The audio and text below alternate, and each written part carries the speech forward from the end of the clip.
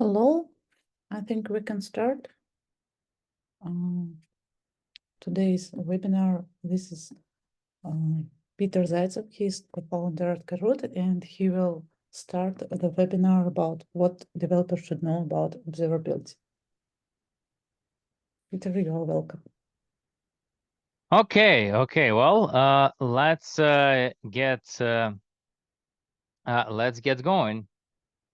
So, what developers should know about observability, right? I think that's good for us to start with a question about what observability is and what do you do in such case? Well, in this time and day, I went and asked ChatGPT what does it observability is, right? And that gives us some very technical explanations of observability.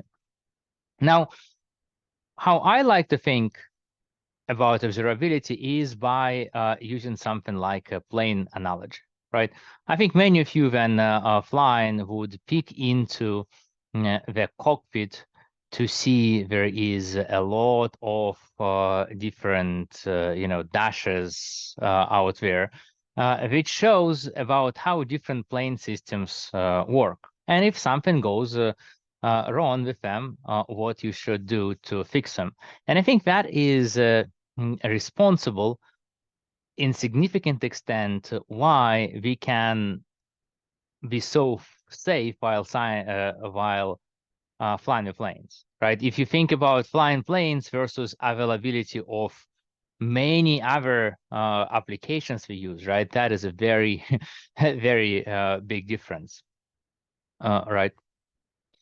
So observability is important, and I think what if you really care about performance, about availability of your application, it is very important to invest in making sure your observability is good. Now, what is interesting in this regard also is what the applications are significantly evolved in the last 20 years or so. If you look at the early 2000s, when a lot of applications were quite simple, and obviously all this amount of people in the internet and so on, so was not nearly as large as right now. So in many cases, you would have a monolithic application talking to a monolithic database, and to really understand what's going on, you could just look at a couple of nodes. The many folks I know would just, have a shell open to a couple of servers they have in their environment and, really be able to figure out what's wrong if something is happening in, just a couple of minutes. Well, the time has changed. If you think about the modern day and age, we design applications often through microservices concept. A lot of them are much larger, right? So there are many instances of a same service which is in operations, right? Maybe it's tens of thousands for some hyperscale environments, right? And what that means, of course, we cannot anymore to just log in and look at all of them, right? And I think that introduces significant new needs and challenges. Now, why would we need to care about observability? Well, what you look in this space is there are different reasons why you need to have the application observability in a good sense, right? And this is both availability, performance. It's often important for cost management, right? So you're not spending too much, which is so easy, especially in the cloud. And there is, especially last few years, another concept of observability is security, right? I think like security folks, they also figure out what's, well, without good observability into the system, it's very hard to assure the good security. But security kind of lives in its own space, and we will mostly talk about the first three things which come together: availability, performance, and cost, right? These are often different ways of looking kind of in this same data and understanding your system, right, with purpose of delivering the outstanding performance and availability at their minimum possible cost. Now, if you think about observability, what can we observe, right? And what kind of systems exist in the market? And you roughly can think about those as a different system. Some of them are focused on application observability. Some would be kind of more approach right from infrastructure standpoint, whereas specific network and database observability tools.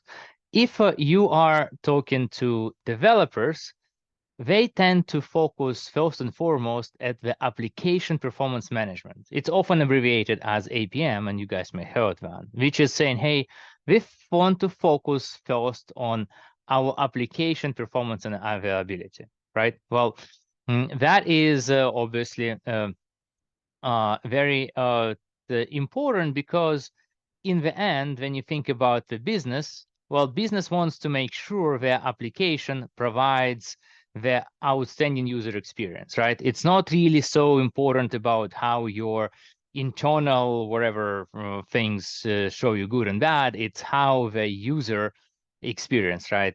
He finds the application up and operating, is it performing adequately, and so on and so forth, right? We also have to look in this case from end-to-end observability, right? Because, well, on one extent, we want to understand what user is doing in the application, and then in the end, if that's caused by some, problems deep into the belly of the application, like a database down, storage non-available, and so on and so forth, right? Well, we want to catch that. And also often what we like to focus in this case is to understand at the business level KPIs, because again, in the end, well, it is their business which pays for all their engineering, right, and operations which are supporting it needs. Now, if you look at the infrastructure observability, well, that is focused on what is underpinning all that software. It could be focused on the cloud or on-prem and combined observability. And often you would have like specialized tools for components of the infrastructure. For example, if you're enterprise and you're buying some sort of NetApp solution, like this big storage system, right? It will have its own observability components, right? If you deploy VMware on a large scale, it also has its own observability tooling corresponds to that. Then there is, of course, a network, which is on one extent is a very important part of it on infrastructure, but then it's also separate and different because there is, or because of a global reach and the global scope of a problem, right? And then we are using the global network observability tools, right? They'll help to discover if some of your customers are unable to access your system because of, let's say, some network disruption somewhere in the region, right? Though there are also some tools which are specifically focused on understanding your kind of, switches, routers, and so on and so forth, right? And more understanding your local network rather than a global happening. And then, well, some of you folks know I am the database guys, and the database is a very near and dear to my my heart. Database is interesting because it can be seen both as a software component and also as a piece of infrastructure. It's also something which is, quite complicated, right? That's a very complicated piece of software, and it often requires some very special handling and integration to help to understand why, right? Often when it comes to a database, it's not enough for us just to say, well, you know what, it looks like this query is running slow. Well, the database for some reason became unavailable. We need to really go deep and understand what is going on with that database instance, query, clusters, right, to understand what is going on. Now, if you think about the observability, what does it really help us to solve? And in this case, you can think about two angles. One is reactive observability, which corresponds to the troubleshooting and optimization. That is when your system is already experiencing a problem and you need to fix it. Makes it run faster, recover from a downtime. And then there is also proactive tasks, like finding the problems before they become big problems, right? Like, for example, if you are have some components which is, excessively using a disk space, you probably want to use observability to be able to prevent that problem right before you run out of a disk space and the system starts failing, right? And there are a lot of systems like that. Then you can preventively resolve the problems before they actually start to impact the end users. Another task or like related tasks which we have in observability system is alerting, right? Well, what alerting is notifies us when a problem happens or about to happen, right? As a one side, but then from another side, it's often includes what we are going to do, how we're going to escalate that notification, right? How we are actually going to ensure the situation is handling until a problem is finally resolved, right? Which can be the big issue in especially large organizations, right? And there are separate tools such as PagerDuty, for example, which exists specifically for that handling. What you also see in observability is AI is becoming increasingly important. I think as another in all the areas of in the industry. And what we see AI can be used in a different ways. One is you may have heard about anomaly detection. We can say, well, you know what? We can use AI to identify the systems which are operating correctly versus the system experiencing anomaly, right? And that's sort of a word for, well, probably we have something which is going wrong, but we are not quite sure yet, right? That is one use of AI. We also see some of the systems start to use problems. We help in a description of advisory, right? Because we may have detected where certain metrics are off, but how can we come from that, right, to have some actionable advice for people, maybe in a clear text, hey, that is what you should we should do, right? Which ChatGPT related technologies, right, are and LLM related systems they are becoming increasingly good at. Then there is also the AI ops. You may have heard this term, right? And this goes to the end-to-end problem resolutions, right? Wouldn't that be wonderful if you have a system which not only find the problem, but actually do the automatic remediation of it?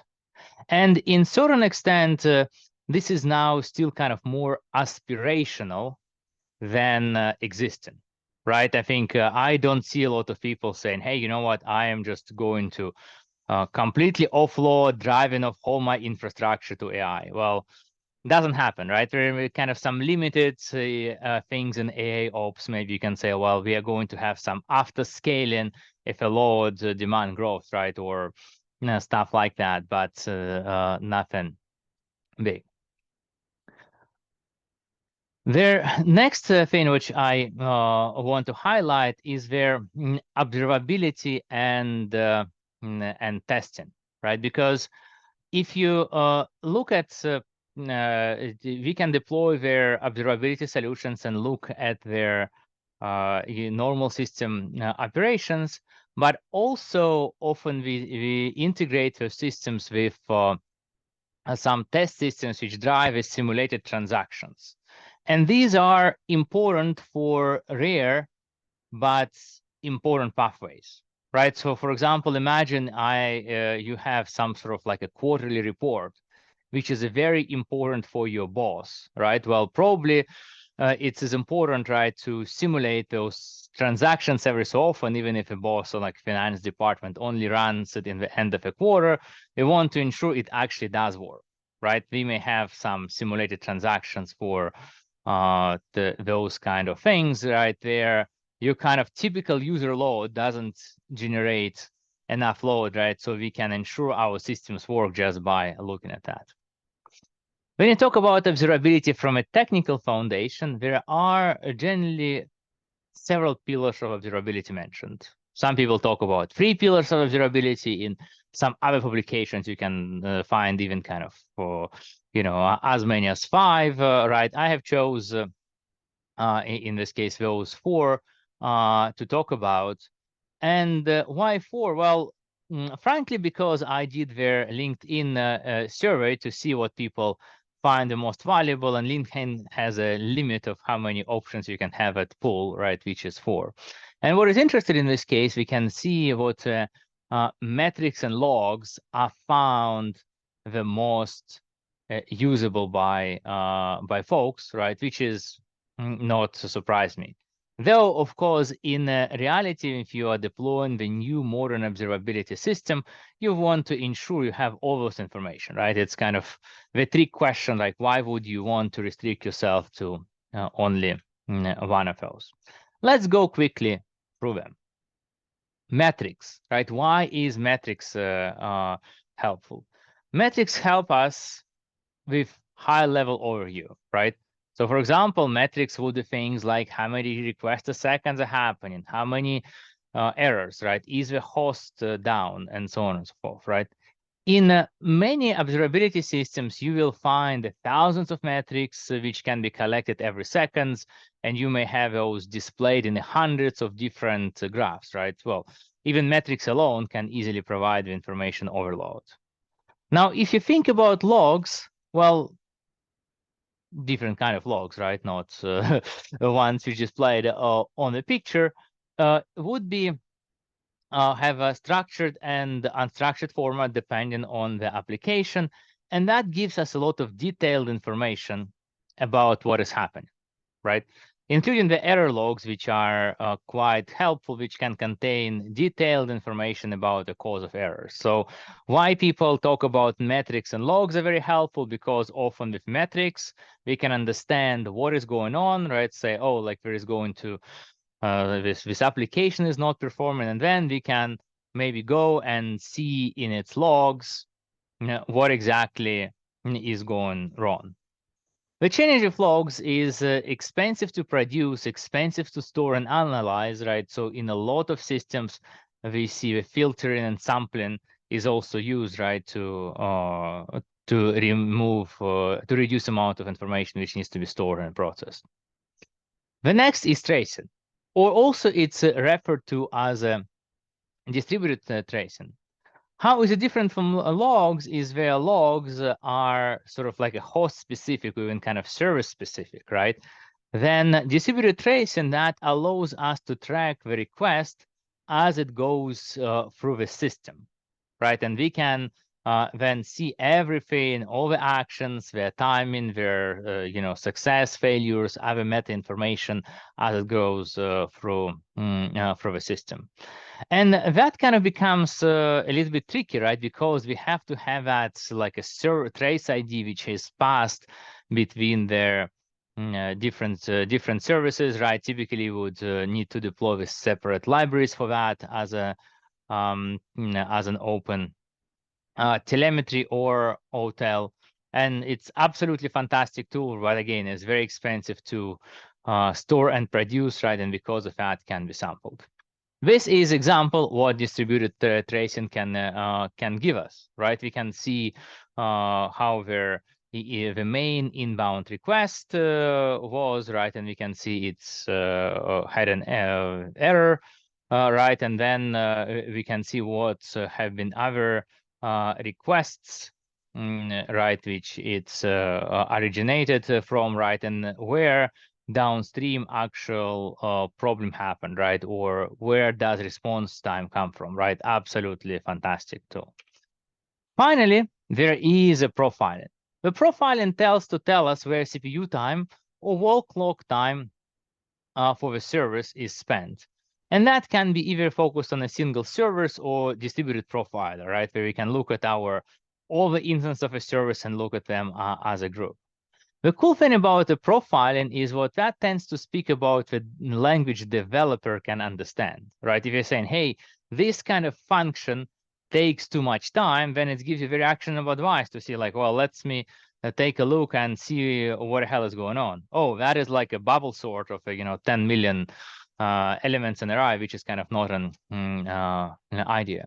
The challenge of that, of course, it's often you need to have support for programming language, right? Especially for languages like Golang, Java, right? Where simply, profiling kind of on those C-level,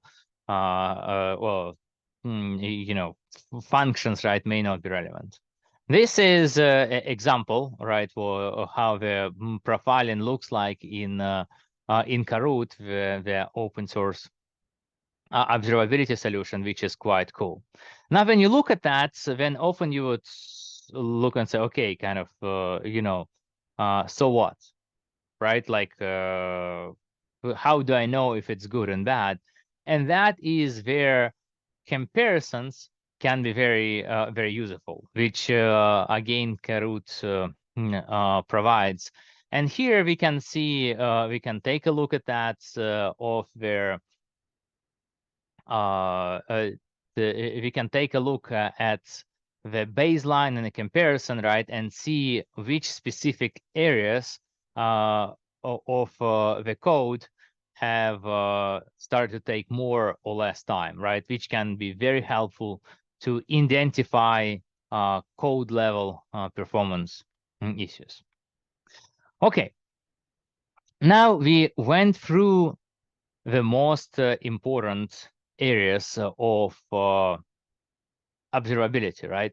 And the question is, how do you get all that numbers, metrics, logs, right, and whatever? And that is happens through instrumentation, right? Where instrumentation is basically, that means we have to have some sort of instruments, right? Some sort of those like sensors which get that data, so we can process that and make available. If you think about instrumentations, there are a couple of types of instrumentation. There is the static instrumentation, which is always there, right? Like you can think, for example, in Linux, there is a procfs, which is kind of fantastic, and it's kind of has a lot of counters and some other structures which are maintained all the time, because in the specific places in the Linux kernel, there is a code to collect those metrics. Then there is another approach called dynamic instrumentation, right? And that says, well, you know what? Addition to that static instrumentation, depending on what we are looking right now, we may want to capture information, right, from specific places in the code. And that allows you to capture everything dynamically, right? And that's empowered by technologies such as dtrace and more recently, right, which became absolutely dominant in the Linux space, is eBPF. Now, when you think about the instruments, you also can think about when enabled, right? So when is that instrumentation on? Now, we can see some instrumentation which is always on, right? You can say, hey, with our instrumentation, with our observability platform, we'll have things enabled all the time, right? And they're just going to send us a date. Typically, you want to make sure such instrumentation has relatively low performance overhead, right? Because, well, we want to make sure observability doesn't take too many resources from our system. Then there is also temporary instrumentation, right? And this is instrumentation which you enable when you need to diagnose some sort of problem, right? Often, for example, developers say, well, I don't quite understand what's going on. Let me enable the bug log, right, for a period of time, and I can see kind of in more details what the hell is going on, right? Well, that would be your temporary instrumentation example, right? And then also there is approach where you can say, well, you know what? We have thousands of servers deployed, right? Maybe we can deploy some sort of like a canary systems. Maybe one we'll use to first deploy something, right, which may only handle a small portion of our requests, but which will run additional expensive instrumentation, right? So we can ensure, have a high confidence that nothing is going on compared to what our always-on instrumentation can give us, right? And that's kind of especially corresponds to expensive stuff like log, traces, right? When we can have all that stuff available from that system, right? But only, partially filter and sample from our production systems. Okay, now let's look at our key observability technologies, which you may want to know about. One is the OpenMetrics, in this case. The OpenMetrics is, as the name tells, is about the metrics and shows us how metrics are exposed, right? That is something which is based on initially Prometheus exposition standard, and this is a pretty cool way how you can add the way for your applications to expose metrics in a standard way, all right, which then can be consumed a whole number of tools, right? There, some coding is required. Another one, which is more recent, is something which is called OpenTelemetry, which is collection of APIs, SDKs, and tools, right, which really is able to collect all that different kinds of telemetry data, right? And this is also something which you need to have some coding to integrate. The OpenTelemetry is more advanced, obviously, because it covers everything, not just metrics, but it's also kind of a little bit more complicated because of, well, what it is compared to the OpenMetrics in this case. The next one, which I would mention, is their eBPF, which stands for Extended Berkeley Packet Filter, right? Which is kind of an unusual name for technology, which is not really focused on just firewalls anymore, right? It evolved to become a very cool dynamic instrumentation technology, which is safe and efficient, allows you to instrument dynamically anything you want in kernel or user space, right? And what is important about it, it doesn't require any coding, right? So the observability systems such as Coroot, they are able to use eBPF, right, to automatically instrument your application. This is one of the images from the eBPF illustrated, right? They have, I think, a very cool site which explains what eBPF is, how eBPF works, right, and so on and so forth. So if you guys are interested in observability, right, and then eBPF is truly the technology to know, right, and I would encourage you to check this out. Now, when we talk about observability, from developer point of view, specifically, I like this approach, which is called the RED method. Why? Well, because the RED method can be applied to pretty much any service, right? You don't really need to understand what is it, right? It's kind of can work with black box, and it tells us, hey, you know what? For every resource, right? For every service, we want to look at the rate, number of requests, errors, and durations, right? And if you think about this, right, this is very much also connected to their SRE practices, right? Where we want to say, hey, for every service, right, we want to define SLA, right, service level indicators, right, and make sure we're within SLOs, right, service level objectives. And if not, well, that's a problem, right, that needs to be solved. And we can define those SLAs through what the RED method tells us about, right? Rate of requests. Well, we can see if, for example, rate of request for given service is way too high, well, then that signals us it's kind of, overload, right? Or maybe if it's way too low, well, then something maybe up is, blocked or broken, right? So the servers are not getting into that, right? You can think about the availability, right? Number of errors, right? Or the request latency, right? When we're typically not looking at the average latency because it's not very helpful, but often at 99 percentile latency, right? And often also broken down by some sort of functions what the service performs. Now let's talk about the observability problems. The problems people have often with deploying and using the modern observability systems. The biggest one, I think, is it is hard to deploy, right? You really have too much effort needed to install and configure the agent, right? And because of that, well, that means not all the components may be well covered. The second one in this case is it's hard to cover all the infrastructure. Well, the reason here is what if you look at the whole infrastructure your solutions uses, right, especially for the large corporations, it's maybe a mix of everything, right? Going from a boring bare metals to using some, serverless applications, and some tools not cover all of them, not cover them not cover them easily. And what really those two together can create for us is what I would call a Swiss cheese observability, right? Where we can say, well, you know what? In a certain areas, the things are pretty solid. We really have a lot of information about what's going on. In other places, we have holes. We don't have any clue what is going on.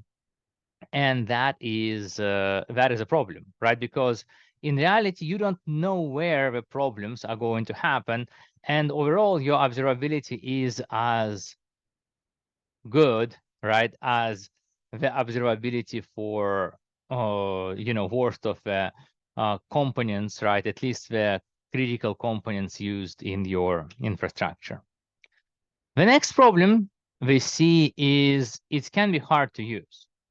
It's interesting what for the better part of the last decade, a lot of vendors focused on how can we capture as much data as possible and really, provides you a lot of dashboards, right? You can see some people saying, well, yeah, we capture thousands of metrics by default. And somebody say, well, but we capture 10,000 of metrics every second. Well, you know what? That is often too much. Becomes very hard to understand what the hell is it and what to do about it, especially for developers, which are not observability experts, right? But often just have to be responsible for their applications, including making sure it runs well in production.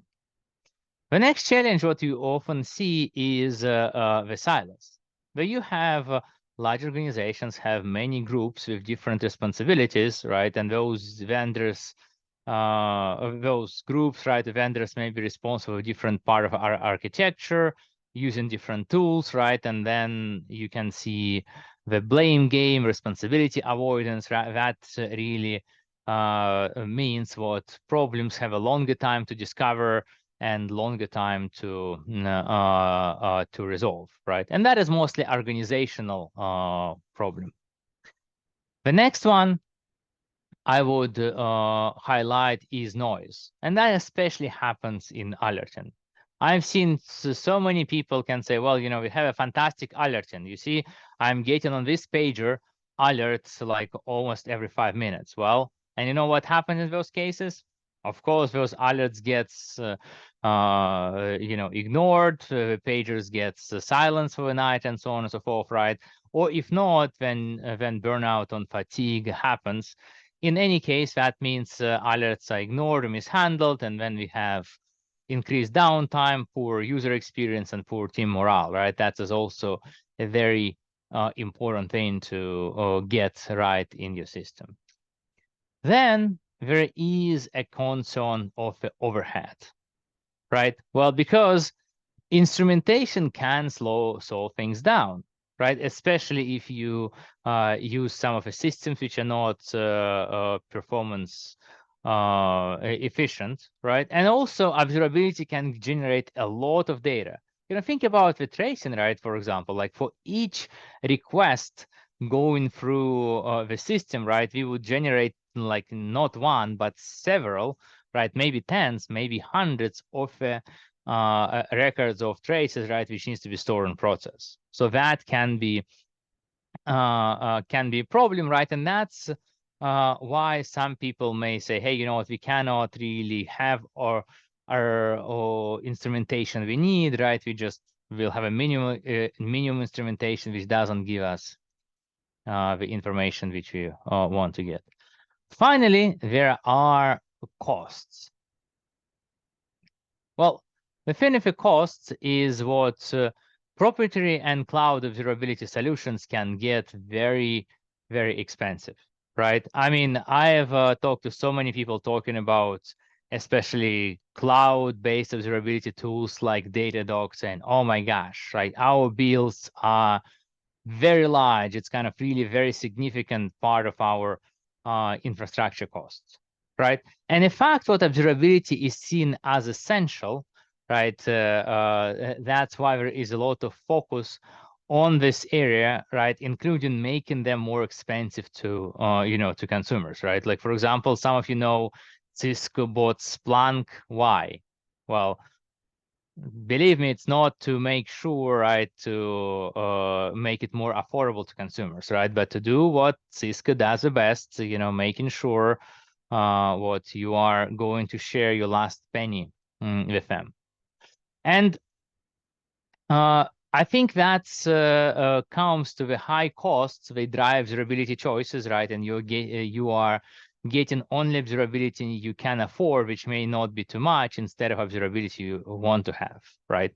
And what we need in this case is, of course, the open source solutions, right, which are also built on the state-of-art technologies, such as Coroot, right? And let's talk about what Coroot is. Well, Coroot is their open source, right? Or actually better called the open core observability software, right? Which comes in open source edition, enterprise edition, with some of additional features, and it's also available in the cloud. And here is what Coroot does to address number of challenges I mentioned. One, it uses eBPF magic, right? So it really instruments your application automatically. You don't have to do anything to get a lot of that value, right? It's able to instrument kind of SSL calls, right? And with that, it's able to decode the traffic which is going on through application, even if that's traffic is encrypted, right? So, for example, this picture which talks about how different services are talking to each other, all goes on without any specific code changes, right, or configuration which is needed. Just Coroot install to Kubernetes cluster, and that's it. Coroot is also very good in helping to understand their costs if you are running in the cloud, which is also very important, because in the cloud, it's very easy to schedule by the credit card and overspend. And here you can see their Coroot provides simple by powerful understanding where resources are being used on different nodes and by different applications.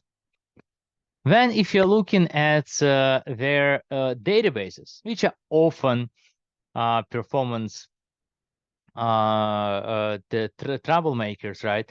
It's able to see both a high level resource information, such as in this case, we see the spike of resource usage, but as well as help us to look at the database level primitives to see what, in this case, that seems to be correlating with that specific query, right, which is being run, and use a lot of CPU usage, CPU because probably inefficient.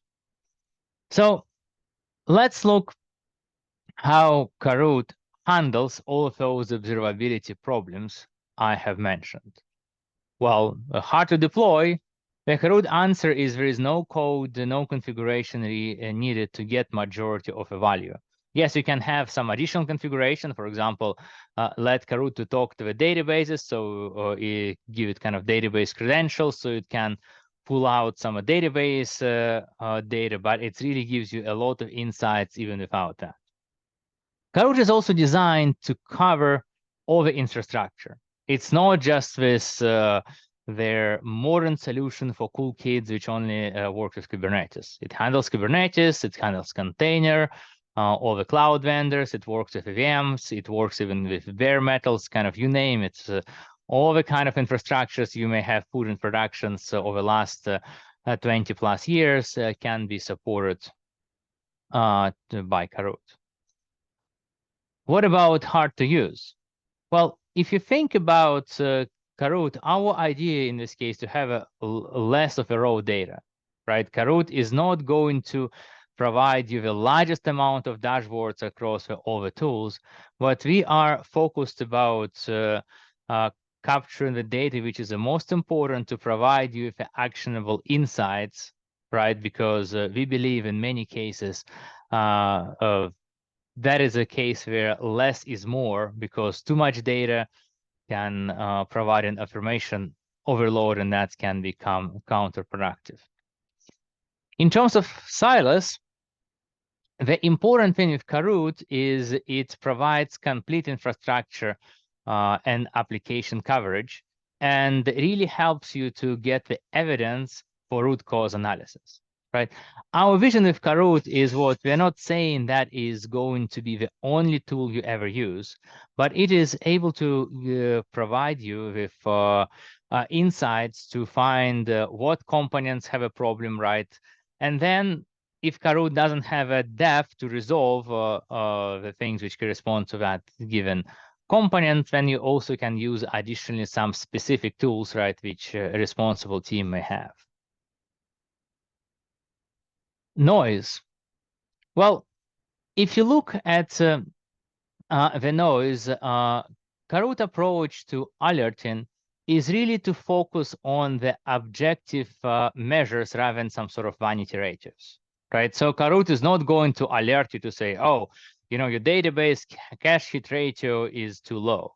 No, right? Because that is kind of a vanity metric, but it will alert you based on the SLOs, right? When we are seeing what the users are impacted or about to be impacted, right? Because that is exactly where this is sort of like a signal to noise ratio is high, right? And we can get the actionable alerts which are need attention, right? Rather than noise.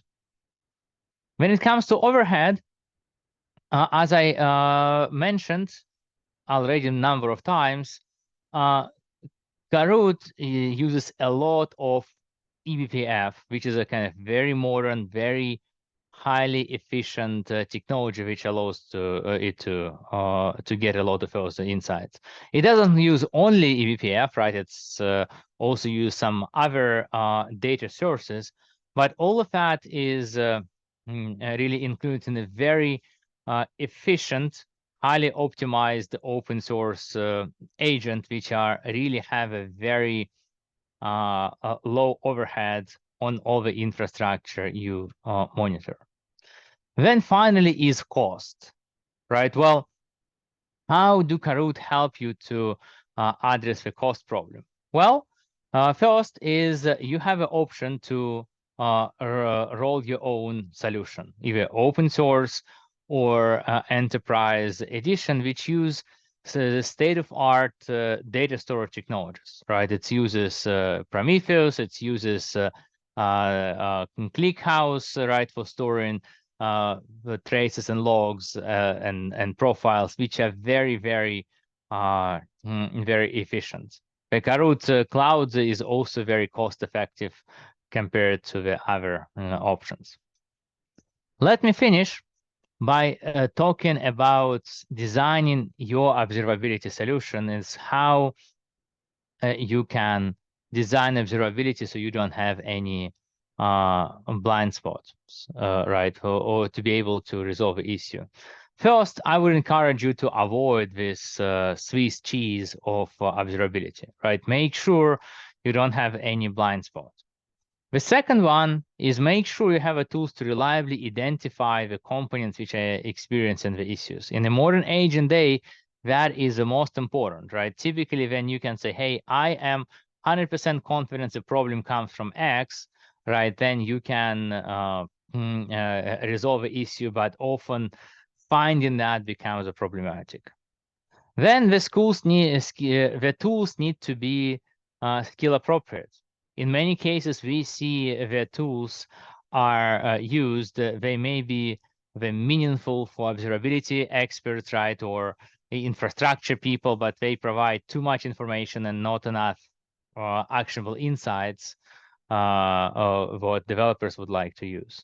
And then finally, is in many cases those days, we have some vendors being involved, right? Like, for example, you're running in the cloud, the AWS is your vendors. And you know what, in many cases, you would experience problems with, S3, with, EBS, with maybe some instance acting up, right? Where you cannot solve it because you have no control of infrastructure, vendor does. But what you want to make sure you have tools which give you very good evidence, so you can engage with a vendor, or in some cases that will be your internal team members, right, to avoid that kind of politics and finger pointing, but say, yes, you know what, we agree on that evidence and we can focus on the problem resolution. Well, that's all I wanted to say, and if you have some questions, I will be happy to take some. Thank you for the interesting webinar, Peter. We'll wait for the questions.